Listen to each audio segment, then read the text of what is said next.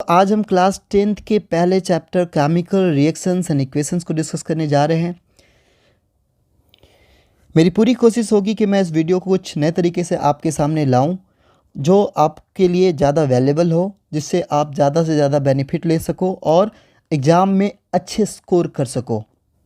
तो चलिए समय को बिना व्यर्थ के स्टार्ट करते हैं आज के पहले chapter chemical reactions and equations को। Then how can you define a chemical reaction? एक केमिकल रिएक्शन का डेफिनेशन क्या होगा? केमिकल रिएक्शन का डेफिनेशन आप देख सकते हो बच्चों। Chemical reactions are the processes in which new substances with new properties are formed. तो एक केमिकल रिएक्शन प्रोसेस को कहा जा सकता है जिसमें कुछ नए सब्सटेंस का फॉर्मेशन होता है कुछ नई प्रॉपर्टी के साथ। ऐसे तो इस चैप्टर में केमिकल इक्वेशंस के बहुत सारे एग्जाम्पल पढ़ने हैं, बट हम यहाँ पर कुछ एग्जाम्पल्स की बात कर लेते हैं। एग्जाम्पल के लिए अगर आप देखोगे केमिकल इक्वेशन में, तो सबसे पहले किसी चीज़ का बर्न होना है ना। बर्निंग ऑफ पेपर ले लो। बर्निंग ऑफ पेपर का बर्न होना एक केमिकल चेंज है, चूँकि पेपर को बर्न करने के बाद पेपर जो होता है वो पेपर एस में कन्वर्ट हो जाता है, ठीक है, जिसकी प्रॉपर्टी पेपर से बिल्कुल ही डिफरेंट होती है, ठीक है। दूसरा एग्जाम्पल आप देख सकते हो डाइजेशन ऑफ फूड। क्या? डाइजेशन ऑफ फूड का डाइजेस्ट होना, ठीक है। डाइजेशन ऑफ फूड का डाइजेस्ट होना, ठीक है। उसी तरीके से रिस्पिरेशन, ठीक है। रिस्पिरेशन पता है क्या होता है?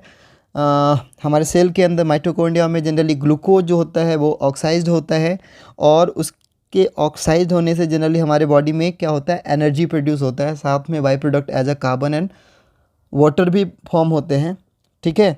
उसके बाद रस्टिंग ऑफ आयरन भी एक केमिकल रिएक्शन है। रस्टिंग ऑफ आयरन का रस्ट लगना, ठीक है, जंग लगना, ये भी एक ऑक्सीडेशन प्रोसेस है। आयरन ऑक्सीजन और वाटर के साथ रिएक्ट करके जनरली रस्ट में कन्वर्ट हो जाता है। तो इस बुक में हमें बहुत सारे एग्जांपल्स पढ़ने हैं ऑलरेडी, तो वहाँ पर हम ज़्यादा से ज़्यादा इसको सीखेंगे। फिलहाल कुछ एग्जांपल्स आपको बता दिए गए हैं, जैसे कि burning of paper, digestion of food, respiration and rusting of iron. और भी बहुत सारे एग्जांपल्स हैं। चलिए हम आगे की टॉपिक पर डिस्कस करते हैं, क्योंकि हमें आगे भी देखना है इस चैप्टर में क्या है। तो चलिए आगे की टॉपिक में आते हैं। आगे आप देख सकते हो यहाँ पर बताया गया है कि during a chemical reaction atoms of one element do not change into those of another element. किसी भी केमिकल रिएक्शन में किसी एक एलिमेंट का एटम किसी दूसरे एलिमेंट के एटम में चेंज नहीं होता। बहुत ही इंपॉर्टेंट चीज़ है क्या, कि किसी भी केमिकल रिएक्शन में कोई नया एटम का फॉर्मेशन नहीं होता, ठीक है। किसी एक एलिमेंट का एटम किसी दूसरे एलिमेंट के एटम में कन्वर्ट नहीं होता। Only a rearrangement of atom take place in a chemical reaction. तो किसी भी केमिकल रिएक्शन में एटम ऑफ वन एलिमेंट किसी दूसरे एलिमेंट के एटम में कन्वर्ट नहीं होता, केवल एटम का रीअरेंजमेंट हो जाता है। कहने का मतलब कि जब आप कोई केमिकल रिएक्शन कराते हो और कोई कंपाउंड ए, ठीक है, कोई एलिमेंट ए टेक पार्ट कर रहा है अगर किसी केमिकल रिएक्शन में, तो ऐसा होगा कि प्रोडक्ट के साइड में ये ए आपको ज़रूर दिखाई देगा, ठीक है। कभी ऐसा नहीं होगा कि ये ए उस साइड जाकर कोई नया एटम ऑफ एलिमेंट बन जाए, बी बन जाए, है ना। मतलब कि जैसे अगर मैग्नीशियम रिएक्ट कर रहा है तो उस साइड में भी आपको मैग्नीशियम कहीं ना कहीं दिखाई देगा। मैग्नीशियम किसी दूसरे एटम ऑफ एलिमेंट में कन्वर्ट नहीं होगा।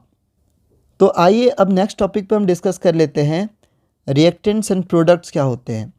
तो किसी केमिकल रिएक्शन में पार्टिसिपेट करने वाले केमिकल सब्सटेंस को रिएक्टेंट्स कहा जाता है। So you can define reactant as the substances which take part in a chemical reaction are called reactants, okay.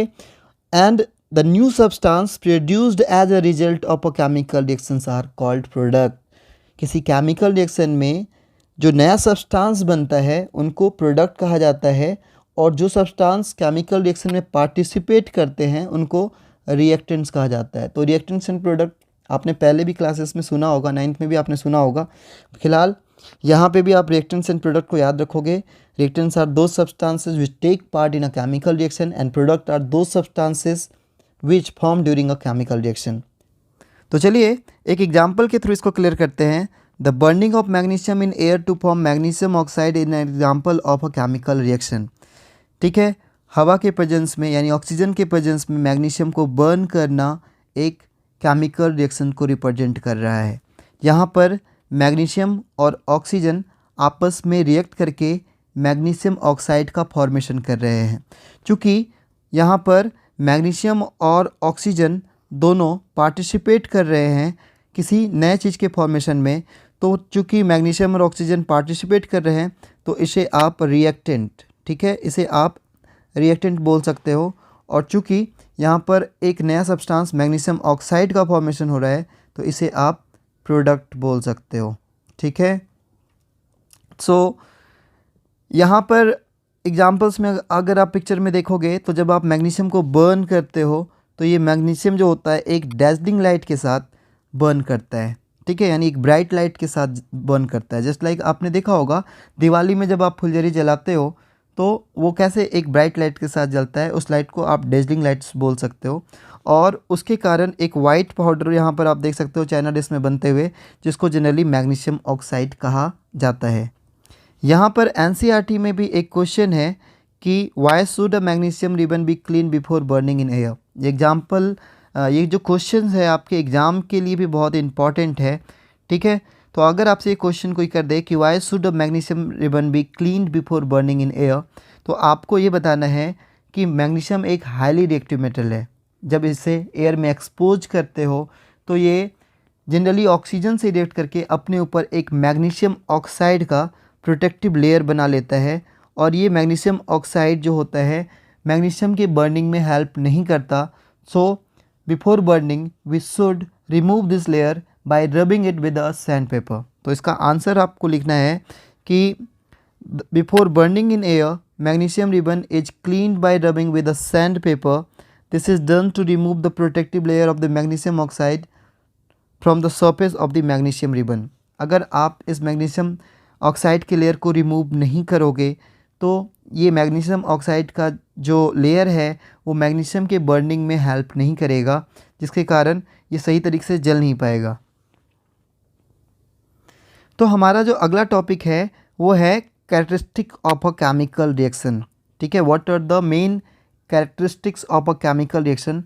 यहाँ पर कैरेक्टरिस्टिक्स का मतलब क्या हुआ, तो सपोज करो कि आप दो सब्सटेंस को मिला रहे हो, केमिकल रिएक्शन हुआ या नहीं हुआ ये आप कैसे बोलोगे। तो इस चीज़ के लिए आप कुछ कैरेक्टरिस्टिक्स को देखोगे। इसमें से कुछ 5 कैरेक्टरिस्टिक्स आपकी बुक में बताए गए हैं। पहला है इवोल्यूशन ऑफ गैस। जब दो सब्सटेंस को मिला रहे हो, कोई गैस का इवोल्यूशन हो जाए, किसी गैस का फॉर्मेशन हो जाए तो उसे आप केमिकल रिएक्शन बोल सकते हो। दूसरा है the formation of the precipitate, ठीक है। देखो प्रेसिपिटेट जनरली क्या है, प्रेसिपिटेट जस्ट लाइक सपोज करो कि दो लिक्विड रिएक्टेंट्स हैं, आपस में रिएक्ट करके क्या हो रहे हैं, एक सॉलिड का फॉर्मेशन कर रहे हैं, जो जनरली बॉटम में आपको देखने को मिलेगा। इस सॉलिड को जनरली आप प्रेसिपिटेट बोल सकते हो, ठीक है। फिर है अगला चेंज इन कलर, ठीक है। हो सकता है दो सब्सटेंस को मिलाया, उनके कलर में चेंज देखने को मिल जाए, ठीक है। तो अगर कलर में चेंज हुआ इट्स मीन कि कोई ना कोई केमिकल चेंजेस हुआ वहाँ पर। फिर है अगला चेंज इन टेम्परेचर। जब आप किसी दो सब्सटेंस को मिलाते हो तो हो सकता है या तो सॉल्यूशन ठंडा हो जाए या सॉल्यूशन गर्म हो जाए, तो इस तरीके से उसमें टेम्परेचर चेंज देखने को मिलता है, तो ये भी एक केमिकल रिएक्शन हो सकता है। और या तो फिर चेंज इन स्टेट, है ना, आप सपोज करो कि एक सॉलिड को बर्न कर रहे हो तो वो गैसियस फॉर्म में कन्वर्ट हो जाए या प्रोडक्ट जनरली लिक्विड फॉर्म में फॉर्मेशन हो जाए, तो इसे हम बोल सकते हैं केमिकल रिएक्शन। तो मेनली आपने 5 कैरेक्टरिस्टिक्स के बारे में देखा, evolution of gas, formation of precipitate, change in colour, change in temperature and change in state. हम इन सब के कुछ एग्जांपल्स को देखकर इसे समझने की कोशिश करेंगे। तो आइए देखते हैं एग्जांपल्स क्या क्या है। तो आइए इवोल्यूशन ऑफ गैस से रिलेटेड पहले 2 एग्जांपल्स को हम देखते हैं। पहला एग्जांपल वो दिया हुआ है, the chemical reaction between zinc and dilute sulphuric acid is characterised by the evolution of hydrogen gas. तो जैसा आप देख सकते हो कि यहाँ पर जब हम जिंक को, है ना, जिंक को सल्फ्यूरिक एसिड के साथ रिएक्ट कराएंगे, किसको, जिंक को अगर आप सल्फ्यूरिक एसिड के साथ रिएक्ट कराओगे तो यहाँ पर क्या देख रहे हो आप, जिंक सल्फेट और साथ में हाइड्रोजन गैस का इवोल्यूशन होगा। सो इवोल्यूशन ऑफ गैस में यहाँ हाइड्रोजन गैस इवॉल्व हो रहा है। कैसे, जब आप रिएक्ट करा रहे हो डिल्यूट सल्फ्यूरिक एसिड से जिंक को। जैसा कि आप देख सकते हो टेस्ट ट्यूब में हमने जिंक ग्रेन्यूल्स और सल्फ्यूरिक एसिड को लिया हुआ है, तो यहाँ पर बबल्स ऑफ हाइड्रोजन गैस का फॉर्मेशन देखा जा सकता है। और जब इस हाइड्रोजन गैस को इस डिलीवरी ट्यूब के थ्रू, है ना, जैसा कि आप देख सकते हो इस डिलीवरी ट्यूब के थ्रू अगर आप कहाँ को लाते हो, इस सॉफ्ट सॉल्यूशन में लेकर से पास कराते हो, तो जब ये सॉफ्ट सॉल्यूशन से पास करेगा तो ये हाइड्रोजन गैस सॉफ्ट बबल्स के फॉर्म में एयर में एंट्री करेगा। और अगर इसके पास आप एक बर्निंग कैंडल लेकर जाओगे तो ये हाइड्रोजन गैस जो होता है वो पॉप साउंड के साथ जलेगा। तो यहाँ पर कई दफ़ा क्वेश्चंस भी आपसे पूछे जाते हैं एक नंबर में कि what is the name of the gas which Burns with the pop sound. उस गैस का नाम बताओ जो पॉप साउंड के साथ जलता है। तो यहाँ पर आप उस गैस का नाम क्या बताओगे, hydrogen. Okay, hydrogen is the gas which Burns with the pop sound. ठीक है, हाइड्रोजन पॉप साउंड के साथ जलता है। चलिए अगला एग्जाम्पल देख लेते हैं। तो अगला एग्जाम्पल जो आप देख सकते हो यहाँ पे, the chemical reaction between the sodium carbonate and dilute hydrochloric acid is characterised bye the evolution of carbon dioxide gas.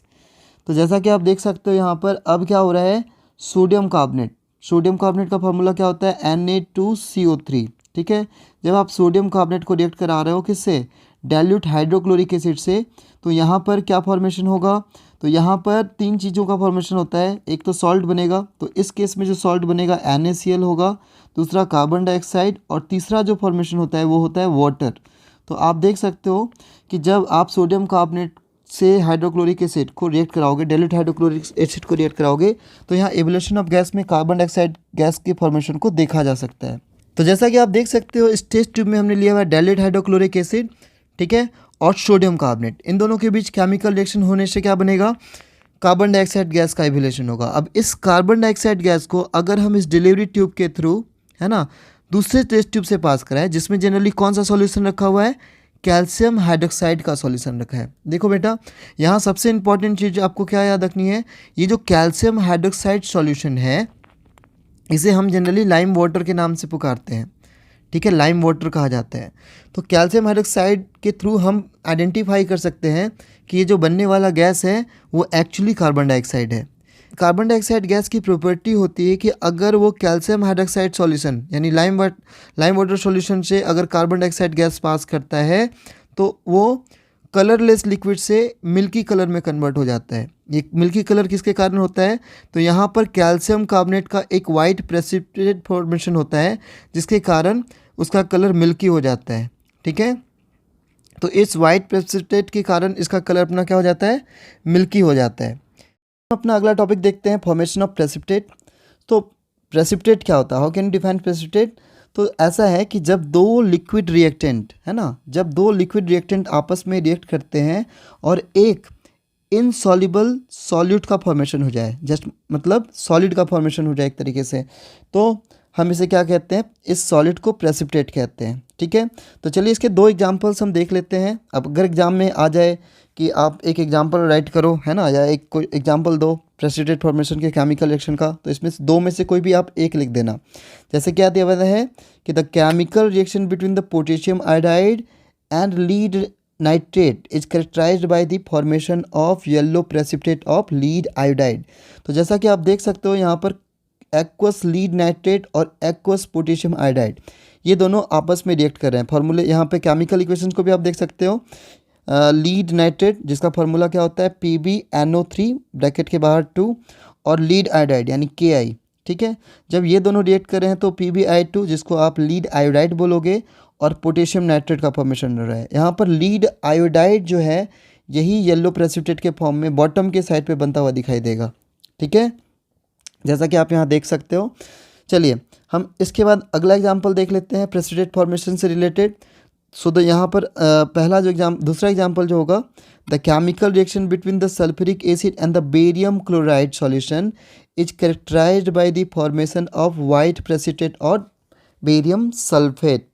ठीक है, तो यहाँ पर बेरियम क्लोराइड और सल्फ्यूरिक एसिड दोनों को आप रिएक्ट करा रहे हो, तो बेरियम सल्फेट जो जनरली एक वाइट प्रेसिपिटेट होगा, है ना, इसका फॉर्मेशन होने वाला, और हाइड्रोक्लोरिक एसिड का फॉर्मेशन होगा। तो प्रेसिपिटेट फॉर्मेशन से रिलेटेड आपने दो एग्जाम्पल पढ़ लिए। अब आइए हम अगला टॉपिक पकड़ते हैं, चेंज इन कलर। तो अगर आपसे बोला जाए कि चेंज इन कलर से रिलेटेड दो एग्जांपल दो, दो ऐसे केमिकल रिएक्शन बताइए जिसमें चेंज इन कलर देखा जाता है।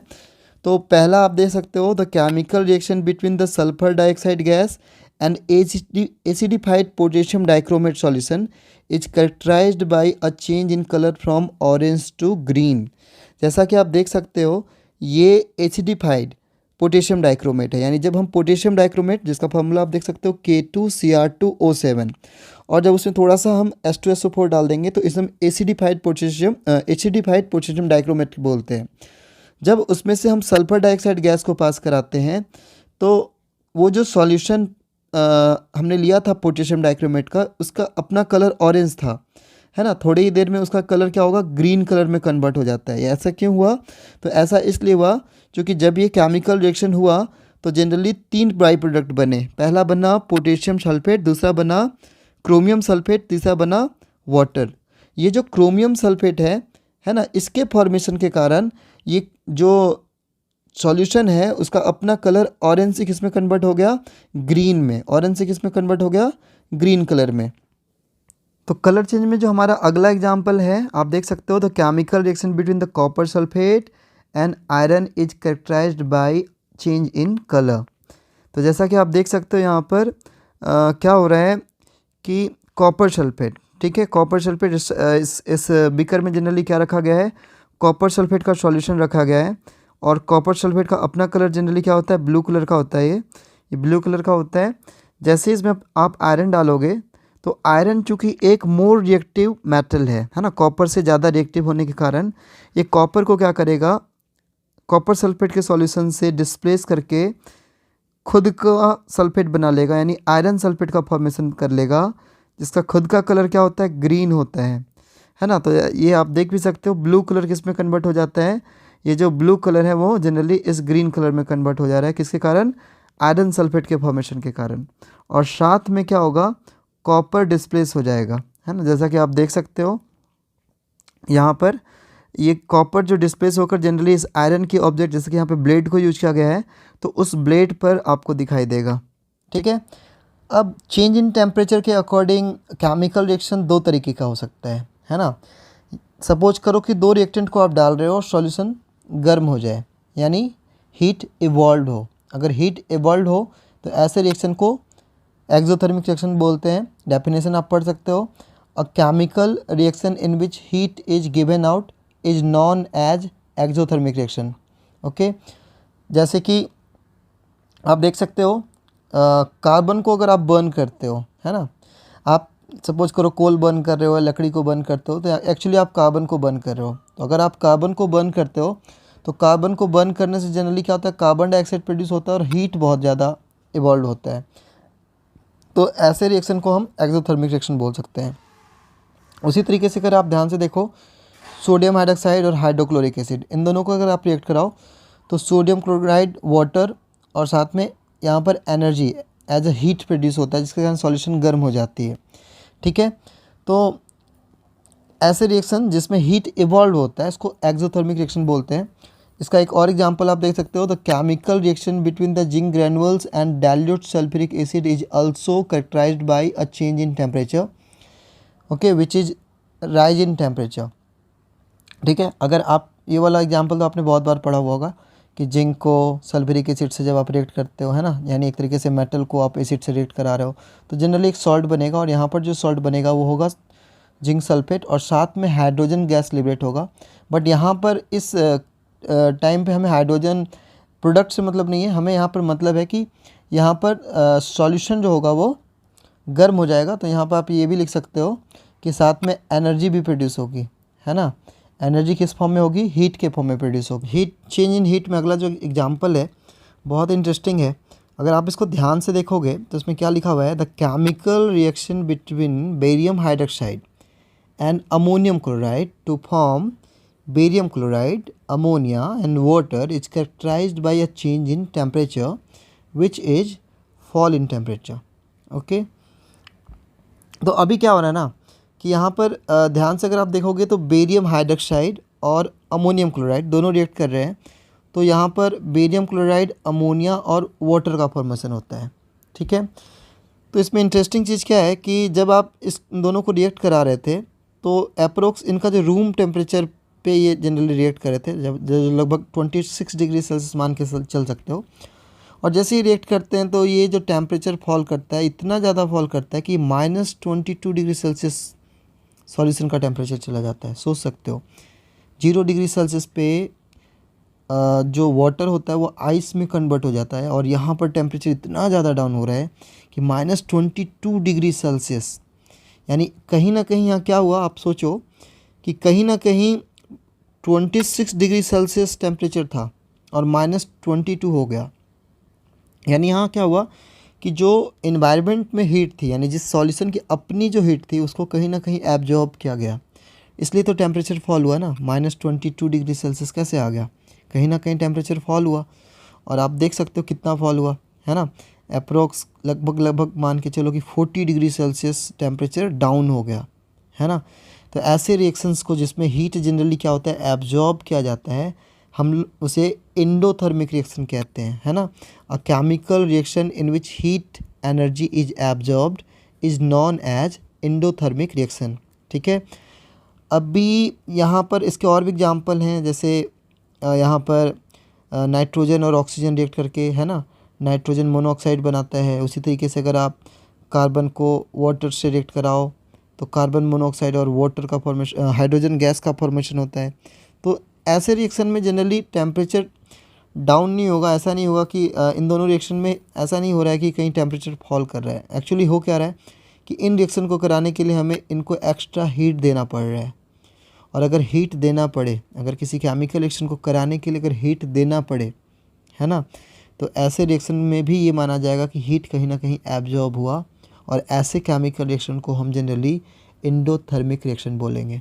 ठीक है, तो चेंज इन टेम्परेचर में दो हो गए, एक हुआ एक्सोथर्मिक रिएक्शन जिसमें हीट इवॉल्व होता है, ठीक है, और दूसरा जो रिएक्शन हुआ उसे कहा जाता है एंडोथर्मिक रिएक्शन जहाँ हीट एब्जॉर्ब होता है। तो आपको एग्जांपल्स कुछ याद रखने हैं। मैंने पहले ही बोला है कि जितने भी कैरेक्टरिस्टिक्स थे उन सारे कैरेक्टरिस्टिक्स के दो दो एग्जांपल्स आपको याद रखने हैं। हमारा जो अगला एग्जांपल है वो है चेंज इन स्टेट। ठीक है, चेंज इन स्टेट क्या होता है, तो जब सपोज करो कि आप किसी रिएक्टेंट को रिएक्ट करा रहे हो और वो क्या है, या तो सॉलिड फॉर्म में है ना, या सपोज करो वो लिक्विड फॉर्म में है, या सपोज करो वो गैसियस फॉर्म में है, किसी भी फॉर्म में है। अगर उसका स्टेट चेंज हो रहा है, अगर वो सॉलिड से लिक्विड या लिक्विड से गैस में कन्वर्ट हो जा रहे हैं, या फिर सपोज करो कि किसी लिक्विड को रिएक्ट कराया और किसी सॉलिड में चेंज हो गया, यानी कि कहीं ना कहीं एक प्रेसिपिटेट फॉर्मेशन भी इसको आप देख सकते हो, वहाँ भी एक चेंज इन स्टेट माना जा सकता है। या सपोज करो कि किसी गैस को रिएक्ट कराए, है ना, किसी लिक्विड के साथ और कोई प्रेसिपिटेट फॉर्मेशन हो जाए, तो ऐसे रिएक्शन को जनरली हम चेंज इन स्टेट के थ्रू समझ सकते हैं। तो यहाँ पर आप देख सकते हो the combustion reaction of candle wax is characterised by a change in state from solid to liquid and gas because the wax is solid. Water formed by the combustion of the wax is the liquid at the room temperature, where the carbon dioxide produced by the combustion of the wax is gas. तो simple है, जो आप wax को burn कर रहे हो वो generally solid है, लेकिन यहाँ जो बाई प्रोडक्ट बन रहा है आपका वैक्स के बर्निंग से कार्बन डाइऑक्साइड और वाटर, तो ये कार्बन डाइऑक्साइड जो है वो गैसियस फॉर्म में है और वाटर जो है वो लिक्विड फॉर्म में है। तो ये एक एग्जांपल आप पकड़ सकते हो क्या, चेंज इन स्टेट का। इसके अलावा और जो आपने पढ़ा था प्रेसिपिटेट फॉर्मेशन, वो भी एक चेंज इन स्टेट का एक एग्जांपल है।